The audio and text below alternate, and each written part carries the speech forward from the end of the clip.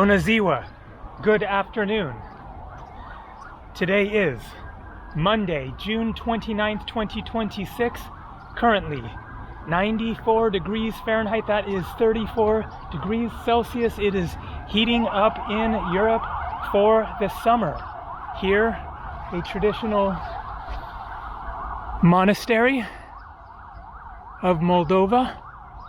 There, as you can see, the Romanian language. I said Bună ziua at the beginning. That is good day in Romanian, which is the language of Moldova.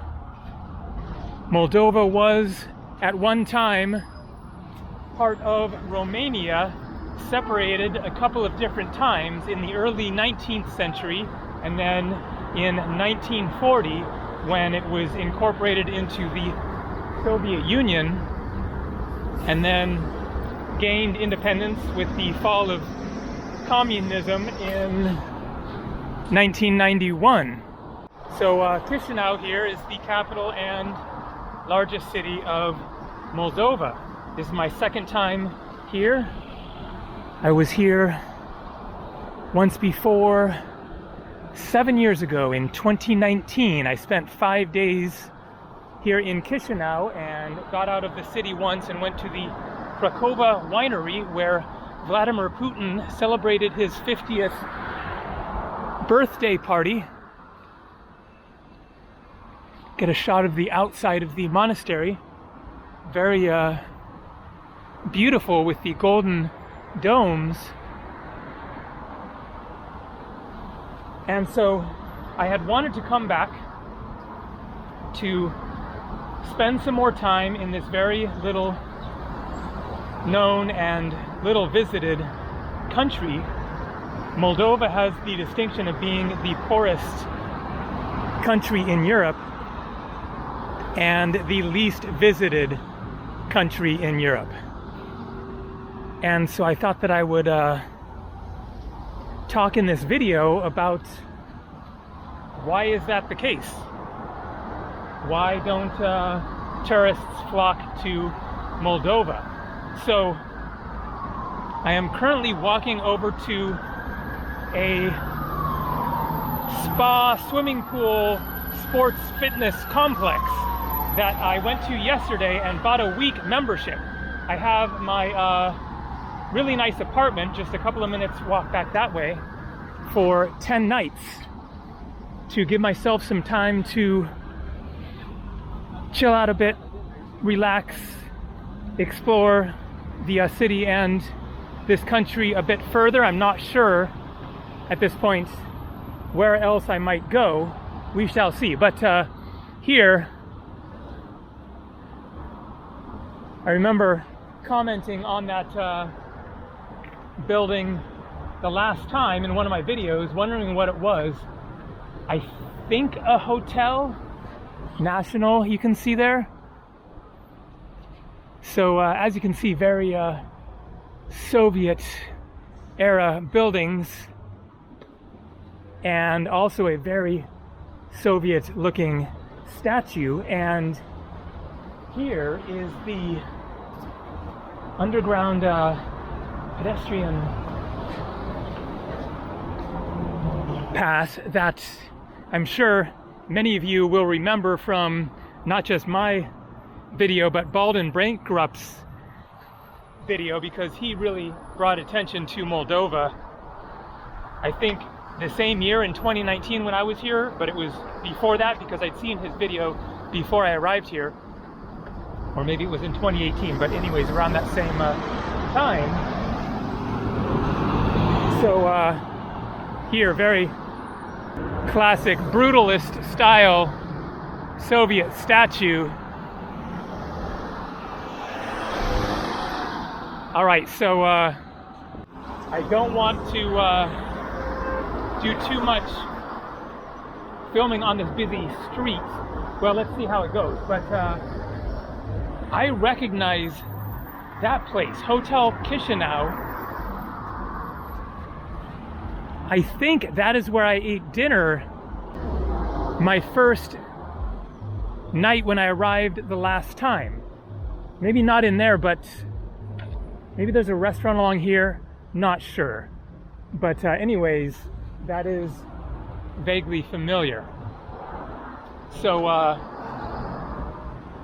need to take a quick break to get a thumbnail image with the statue, and then I'll keep walking and talking. All right, so hopefully you're not hearing too much of the traffic noise since we're kind of separated from the street there. So I have a number of things to address here. One being explaining more about the place that I'm walking to right now, but I'll get to that in a minute or two. But I wanted to mention a few of the reasons why I came back to Moldova. The first being I just wanted to come back and see it again, see some more, get a little better feeling for Chisinau and the country in general. Number two, I needed to leave the Schengen zone of Europe.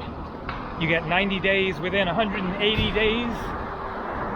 And so I am at 81 days at the moment, just 9 days left. And rather than use all that up, I wanted to save a bit for later. I will get some more time to go back into the Schengen zone later in July, because days that I was in back in January and February will start to roll off. So I can still spend more than just 9 days in the rest of Europe later this summer. And then I wanted to go somewhere more affordable than, you know, most of Europe.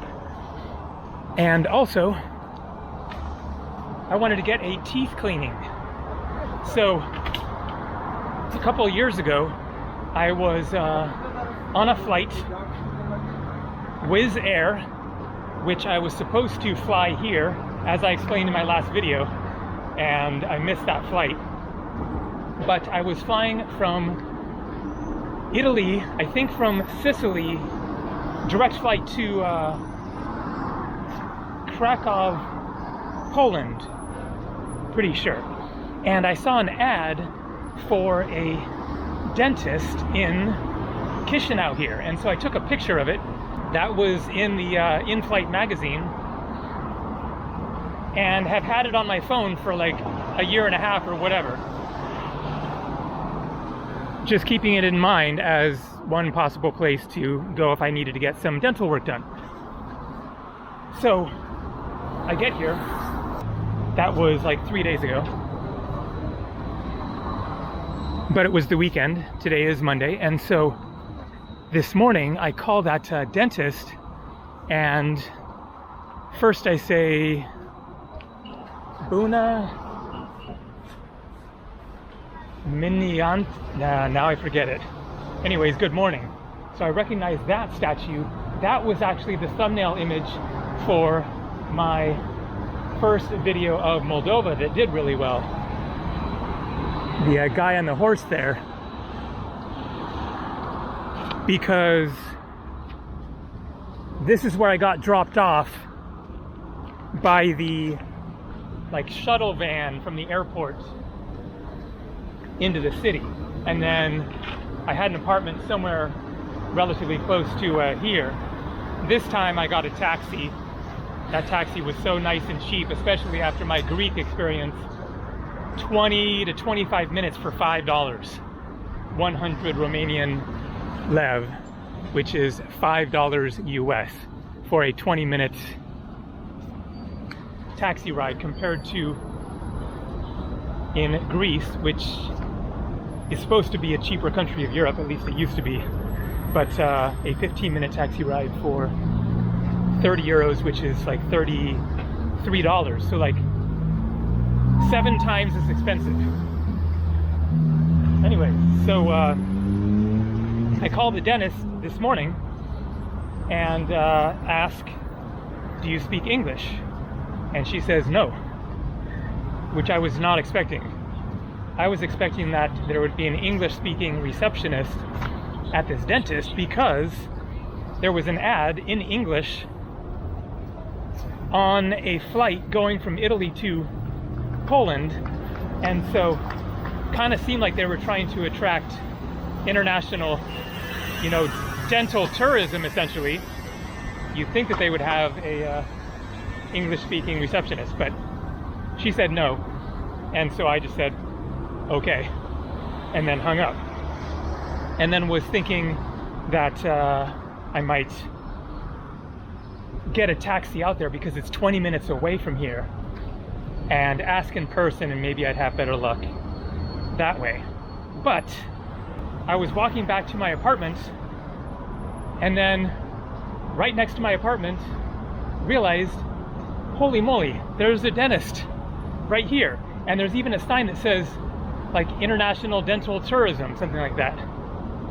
And so just before starting this video, I stopped in there. She spoke English, and I have a teeth cleaning appointment for 4:30 this afternoon, in just a few hours. So I'm really glad that she didn't speak English at the reception desk, and I didn't make a appointment out there, because then I would have had to do a 20-minute taxi ride there and back. It's going to be about $50 for the teeth cleaning at this place, and a checkup will be free if it's just, you know, taking a quick glance. Otherwise, x-rays are really cheap, so that is great. And so want to explain about the place that I'm going to, which is not cheap. It is ridiculously expensive, and I don't quite understand why it is so expensive. But just to put things in perspective, then one of my favorite swimming pool and, you know, sport complex places is in Reykjavik, Iceland. Not the Blue Lagoon, which is just a tourist, you know, big hot tub basically, but a local complex with a massive pool, multiple lanes, like 6 different hot tubs of different temperatures, cold, plunge, sauna, steam room. There might be a weight room there as well, not sure, but anyways, all of that is 10 euros. The last time I was there, quite a while ago, but it was like 9 or 10 euros, so about 10 bucks to stay as long as you want for the day. And so I'm expecting a reasonable price at this place, considering that Iceland is the most expensive country on earth, tied with Switzerland, whereas Moldova is one of the cheapest countries in Europe. And so I thought it would be very reasonably priced there, but no. This place is $90 a day. $90 US for a day pass. Now, it's like fancier, it's quite amazing, although the pool at the Reykjavik one is much better, more lanes, but they have a incredible spa room at this place with multiple different saunas that are like scented, and there's a Russian sauna and a Finnish sauna and multiple hot tubs and cold plunge, and it's really new and modern. You would expect to pay something for that, but I kind of can't believe it's $90. But they have a week pass, which is still crazy expensive, but I decided to go ahead and splurge on it because it's a really nice place and has what I want as far as being able to swim and then relax in the hot tubs and sauna and everything. And also, as I am demonstrating, I can walk there from my place, whereas most of the other ones that I was finding are a long ways away. It's going to be like a 20-minute taxi ride or whatever. So it's $280 US for the week, which is still just outrageous, and I don't understand how it can be so expensive, but it was go for it or don't go for it. And that is one of the things that I want to be doing almost every day, is, especially with this heat wave, go swim and relax and get a workout. And they have a weight room there as well, so it is a very nice place. So that is where I'm walking over to. All right, so now let's get to the topic of this video. Why is Moldova the least visited country in Europe? So reason number one, I would say, is that people just don't really know about it. Obviously, if you're in the surrounding countries, Ukraine, Poland, Romania, of course, Russia, etc., you know about Moldova, if you're from Europe at all. But outside Europe, then it is really just not very well known. All right, there we go. Discover Moldova. That's what I'm trying to do. There is the country. So many sirens in this city, it's strange. They just seem to be constant. Whoa, that is a wild looking bike. That is a really cool sculpture.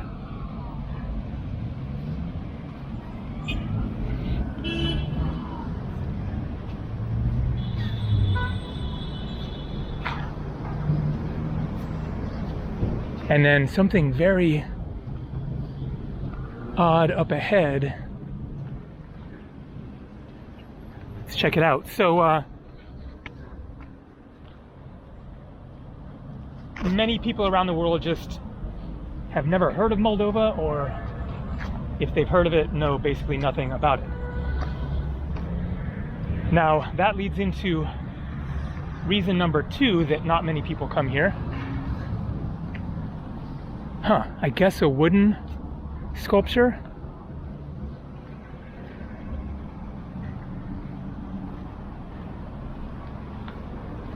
I was going to say one thing for number two, but I'll say it for number three, because this is kind of illustrating one reason, which is that the country, evidenced by the capital city, is just kind of in shabby shape.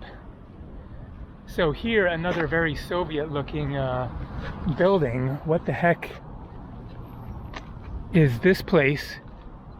There are cars in the parking lot, so maybe it is still in use. Okay, it says Palatul de Cultura a Ferro Viarelor, so cultural center, something like that.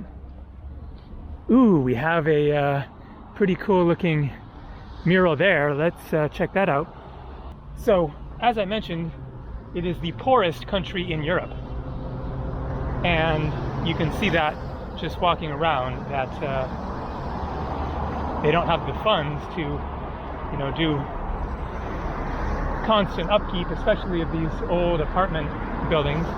But as I showed in my last video, the main square is quite nice. There's a park, there's a arch, there's an amazing church, and there's lots of restaurants around there. The center is pretty nice and may very well have been renovated sometime in recent years. All right, so that is a trippy one there.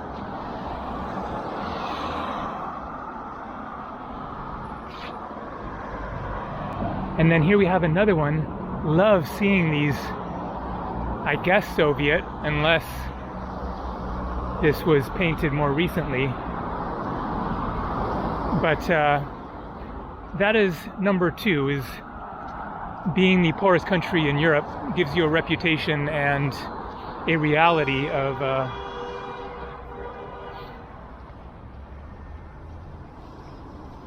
things kind of falling apart. So number three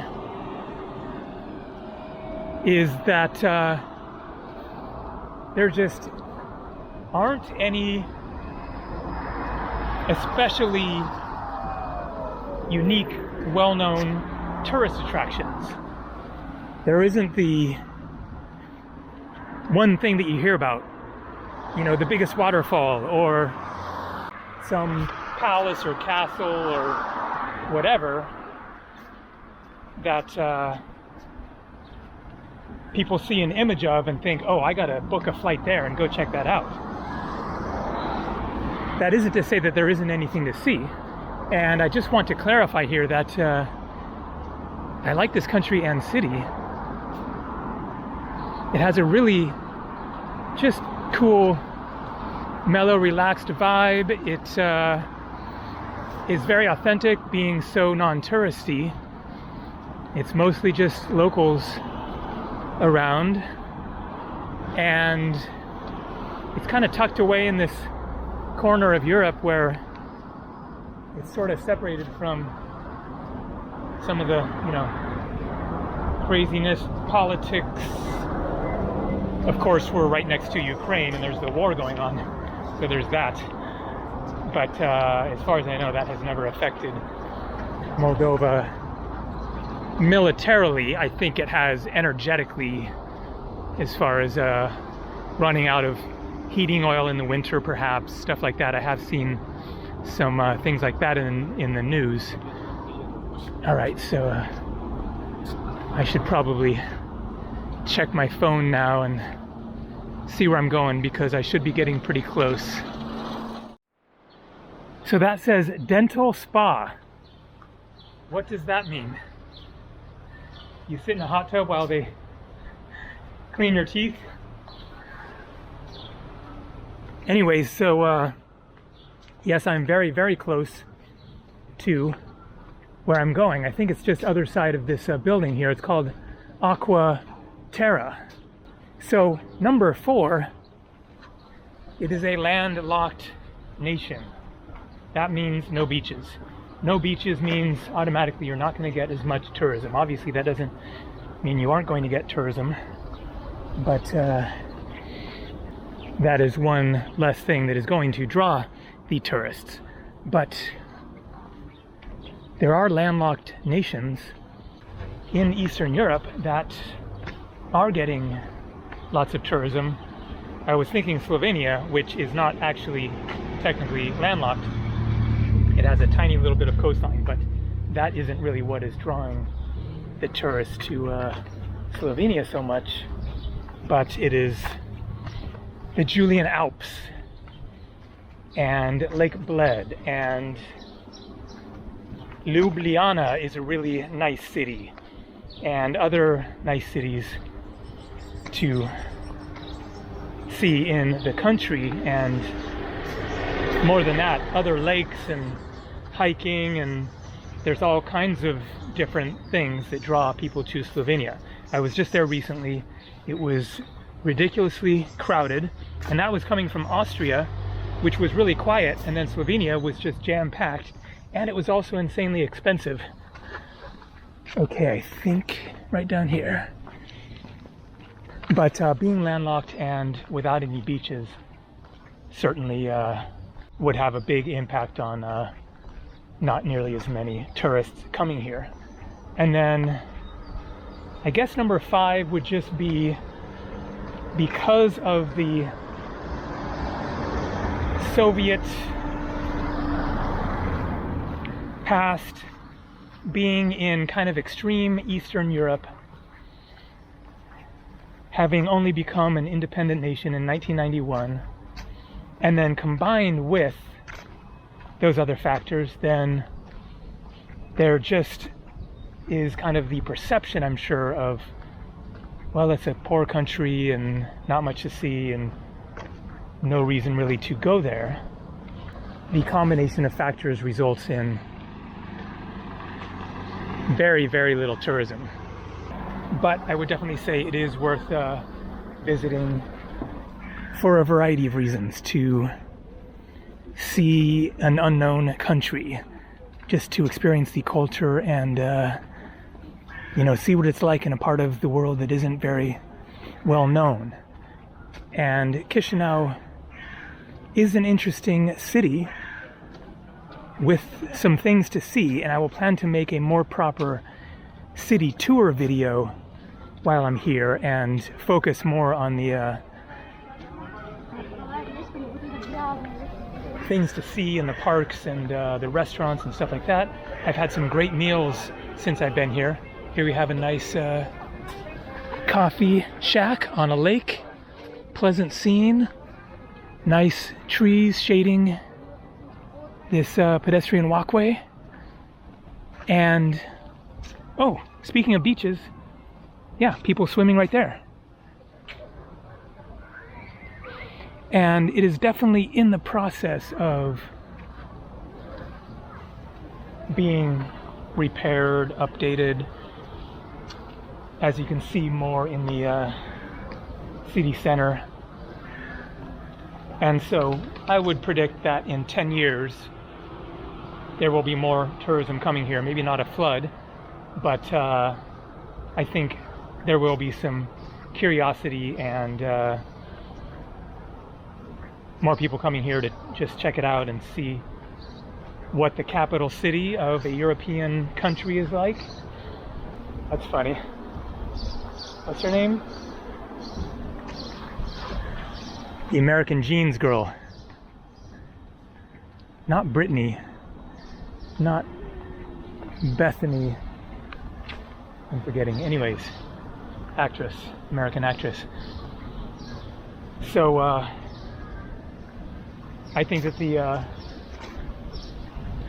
future of Moldova is looking pretty good. I'm sure that the country will improve in the coming years. Andy's. So I've been to this restaurant a couple of times now. There are a bunch of them all over the city, and it's a pretty nice restaurant. I mean, not nice like fancy, but they have a huge menu with all kinds of stuff on it. And I've gotten some great meals there. It's affordable. Some of the waitresses and waiters did speak English. English is not spoken by everybody by any means here. It's really hit or miss with the English. But yeah, some good food there. I will end this video by showing a few of my different meals from the past few days that I've been here. So there you go. Now time to take a swim, relax, get my money's worth out of this expensive membership, and then I'm here in Chisinau for at least another week. I don't know what I'm doing after that. So more coming from Moldova. See ya.